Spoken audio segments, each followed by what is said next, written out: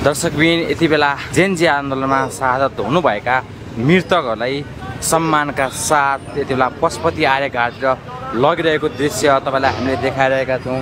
हेर्न सक्नुहुन्छ अमर शहीद जिन्दाबाद भन्दै फुलमालाले सजाएका गाडीमा अस्तिको आन्दोलनमा शहादत प्राप्त गर्नुहुने शहीदहरूलाई यति बेला पशुपतितिर लगिरहेको दृश्य हामीले तपाईँलाई देखाइरहेका छौँ।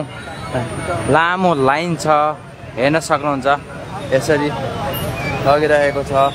यो दृश्य टिचिङ हस्पिटलबाट पशुपति आर्य घाटतिर लग्दै गरेको दृश्य हो, तपाईँलाई हामीले देखाइरहेका छौँ।